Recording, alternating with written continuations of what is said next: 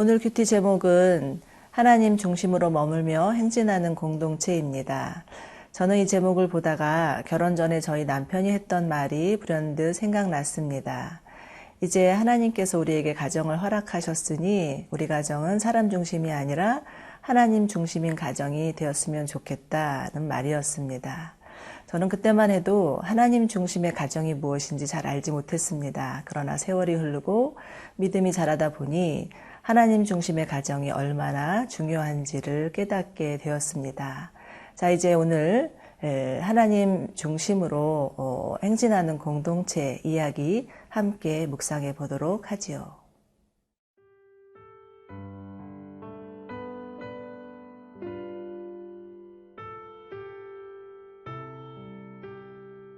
민수기 2장 1절에서 34절 말씀입니다. 여호와께서 모세와 아론에게 말씀하여 이르시되 이스라엘 자손은 각각 자기의 진영의 군기와 자기의 조상의 가문의 기호 곁에 진을 치되 회막을 향하여 사방으로 치라. 동방 해돋는 쪽에 진 칠 자는 그 진영별로 유다의 진영의 군기에 속한 자라. 유다 자손의 지휘관은 암미나답의 아들 나손이요 그의 군대로 계수된 자가 74,600명이며 그 곁에 진칠 자는 이사갈 지파라. 이사갈 자손의 지휘관은 수알의 아들 느다넬이요 그의 군대로 계수된 자가 54,400명이라. 그리고 스불론 지파라. 스불론 자손의 지휘관은 헬론의 아들 엘리압이요 그의 군대로 계수된 자가 57,400명이니 유다 진영에 속한 군대로 계수된 군인의 총계는 186,400명이라. 그들은 제1대로 행진할지니라. 남쪽에는 르우벤 군대 진영의 군기가 있을 것이라.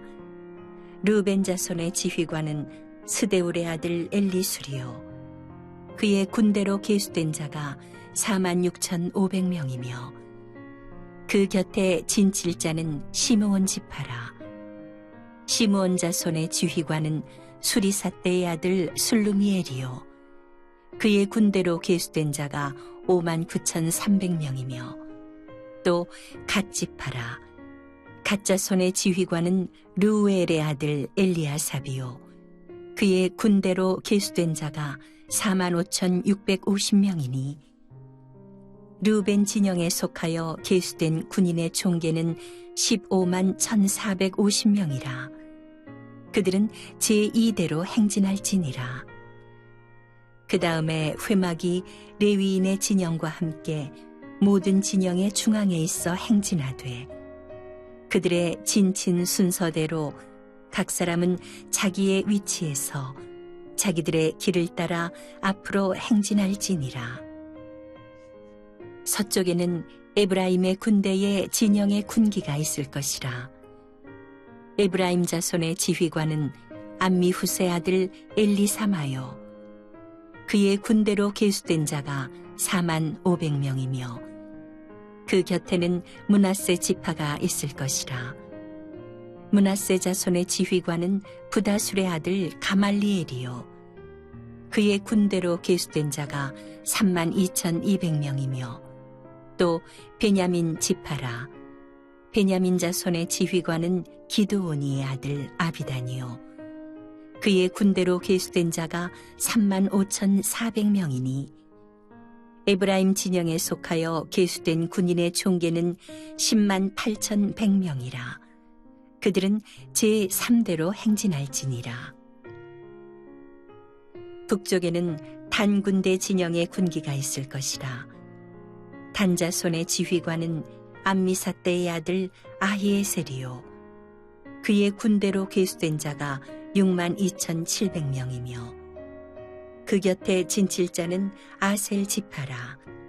아셀 자손의 지휘관은 오그란의 아들 바기엘이요 그의 군대로 계수된 자가 41,500명이며 또 납달리 지파라. 납달리 자손의 지휘관은 에난의 아들 아히라요. 그의 군대로 계수된 자가 53,400명이니 단의 진영에 속하여 계수함을 받은 군인의 총계는 157,600명이라. 그들은 길을 따라 후대로 행진할지니라 하시니라. 이상은 이스라엘 자손이 그들의 조상의 가문을 따라 계수된 자니 모든 진영의 군인 곧 계수된 자의 총계는 60만 3,550명이며 레위인은 이스라엘 자손과 함께 계수되지 아니하였으니 여호와께서 모세에게 명령하심과 같았느니라. 이스라엘 자손이 여호와께서 모세에게 명령하신 대로 다 준행하여 각기 종족과 조상의 가문에 따르며 자기들의 길을 따라 진치기도 하며 행진하기도 하였더라. 하나님은 이제 이스라엘의 12지파의 군인 수를 모두 계수하신 후에 그들의 전열을 가다듬게 하십니다. 1절과 2절입니다.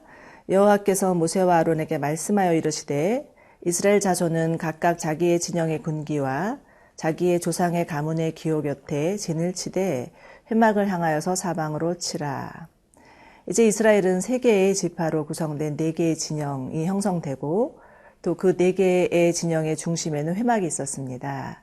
즉 이스라엘 공동체는 하나님 중심의 공동체였음을 알 수 있습니다. 자, 하나님께서 이들을 향해서 나는 너희의 하나님이 될 것이고 너희는 내 백성이 될 것이라 하신 말씀은 그들의 삶 가운데 깊숙이 개입하시겠다는 말씀이기도 합니다. 이스라엘은 400년 동안 애굽의 노예로 살던 자들이었습니다. 겉으로는 아브라함의 후손이고 하나님을 믿는 백성이라고 하지만 실상은 애굽의 우상에 젖어 있던 자들이었습니다. 그래서 무엇보다 이들에게 필요한 것은 우상에서 하나님으로 그들의 중심 이동이 가장 필요했던 것입니다. 이제 하나님은 그들에게 찾아오셔서 정말 하나님이 누구신지, 그들이 섬겨야 될 진정한 참신이 누구신지 알려주시고 이제는 하나님 중심으로 살라 이렇게 말씀하십니다. 그런데 여러분, 하나님 중심의 삶, 하나님 중심의 삶은 어떤 삶일까요? 그전에는 자기 소견대로, 자기 생각대로, 자기의 계획대로 살았더라면 이제는 하나님의 생각, 하나님의 뜻을 묻고 사는 삶이 하나님 중심의 삶입니다. 자신의 인생의 주도권을 자기가 가지고 있는 것이 아니라 하나님께 이양해 드리는 것이 하나님 중심의 삶이라고 볼 수 있습니다. 비록 내 생각과 내 계획과 다를지라도 하나님의 말씀이기 때문에 그 말씀에 순종하는 삶이 하나님 중심의 삶이라는 거죠. 그리고 매 삶의 순간순간마다 하나님께 묻고 하나님의 생각은 어떠신지, 하나님의 의향은 어떠신지를 묻고 나아가는 삶입니다. 그런데 그 성막을 보면 그 가운데 지성소에는 언약궤가 있었고 그 언약궤는 시은좌라고 하는 덮개로 덮여 있었습니다. 그 시은자는요, 영어로는 mercy seat이라고 하는데요. 하나님의 자비하신 성품을 상징하는 것이죠. 하나님은 이처럼 은혜로우시고 자비로운 분이십니다. 하나님이 우리 가운데 행하시는 일은 모두 다 선하고 우리에게 주시는 길은 우리에게 가장 좋은 길입니다. 그런데 때로는 우리가 이 하나님의 선하심과 은혜로우심과 자비하심을 잊어버릴 때가 있습니다. 예수를 믿는다고 하지만 내 생각과 내 마음대로 행하며 내 인생의 주인이 하나님이 아닌 내가 될 때가 있습니다. 그러나 하나님은 오늘도 말씀하십니다. 우리 인생의 주인은 하나님이시라고요. 그래서 여러분, 하나님을 여러분의 삶의 주변 언저리에 두는 어리석음을 범치 마시기 바랍니다. 그리고 정말 우리가 해야 할 것은 끊임없이 하나님, 정말 하나님만이 내 삶의 중심이 되어 주시옵소서. 우리의 마음을 열고 주님 앞에 나아가는 것입니다. 그리고 우리 삶 가운데 예수님을 초청하는 일입니다.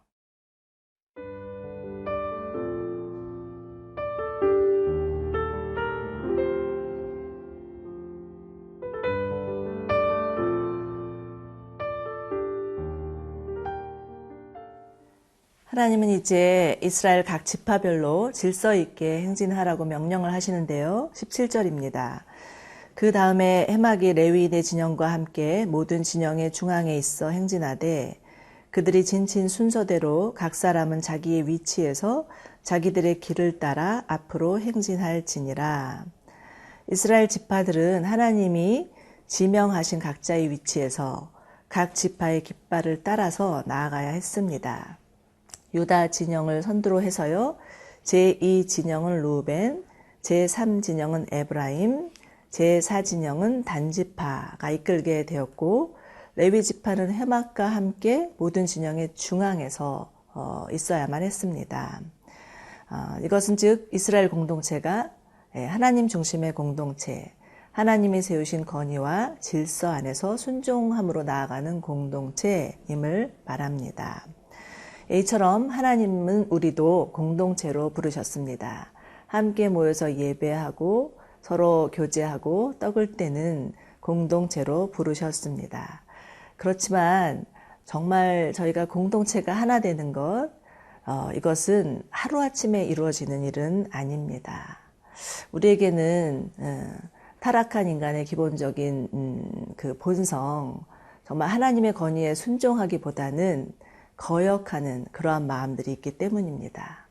나보다 더 잘난 사람 보면 시기하고 질투하고요. 나와 다른 의견을 가진 사람 비난하고요. 또 여러 사람 가운데 묻히기보다는 자기가 뛰어나기를 원하는, 독주하기를 원하는 그러한 그 교만의 마음이 있기 때문이죠. 그러나 하나님은 우리를 공동체로 부르셔서 우리 안에 있는 모나고 연약한 마음들, 부족한 것들을 깎고 다듬으시면서 새롭게 만들어 가십니다. 사실 어쩌면 공동체가 아니면 볼 수 없는 우리의 모습이 있어요. 그러나 공동체에 들어가 있을 때 자신이 얼마나 부족한지, 연약한지를 보게 되죠. 그리고 하나님 앞에 나아가게 되고 그로 인하여서 정말 나에게는 네가 필요하고 너에게는 내가 필요하다는 것을 깨닫게 되는 것입니다. 이러할 때 정말 하나님께서 그 하나된 공동체를 통하여서 하나님의 그 역사를 이뤄 가신다는 거죠. 여러분들 요즘 그 유행하는 신조어 중에서 혼밥, 혼술이라는 말이 있더라고요. 혼자 밥 먹고 혼자 술 마시고 무엇이든지 그냥 혼자 하는 시대라는 거죠.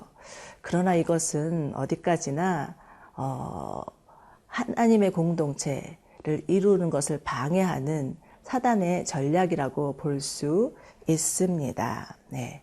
사람이요 혼자 있으면 병들게 되어 있습니다. 왜냐하면 하나님은 하나님의 형상을 따라서 서로 관계하도록 그 안에서 행복하도록 만들어 주셨기 때문이라는 거죠. 그래서 이 사단의 전략으로부터 벗어나는 방법은 믿음의 공동체를 이루어 가시는 것입니다. 이 믿음의 공동체에서 하나 될 때 진정한 행복과 기쁨을 누릴 수가 있습니다. 그리고 하나님은 이 믿음의 공동체를 통하여서 하나님의 구원의 역사를 쓰고 싶어 하신다라고 말씀하십니다.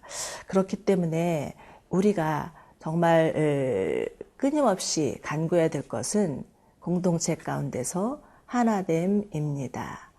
여러분, 오늘 여러분이 순종해야 할 권위는 무엇입니까? 여러분이 속한 공동체 가운데에서 정말 순종하고 따라가야 될 부분은 어떤 것입니까? 하나님이 부르신 그 공동체 가운데에서 하나 되고 연합함으로 아름다운 공동체 만들어가는 저와 여러분 되기를 소망합니다. 함께 기도하겠습니다. 살아계신 하나님, 저희를 정말 하나님 안에서 아름다운 공동체 이루도록 불러주신 것 감사합니다.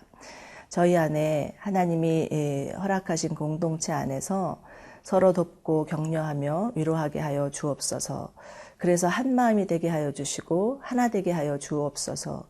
무엇보다 하나님 중심의 공동체가 되게 하여 주셔서 하나님의 마음을 따라갈 수 있는 아름다운 공동체 삼아 주시옵소서.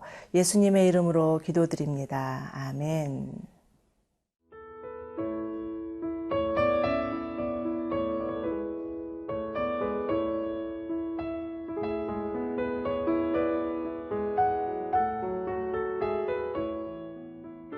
이 프로그램은 시청자 여러분의 소중한 후원으로 제작됩니다.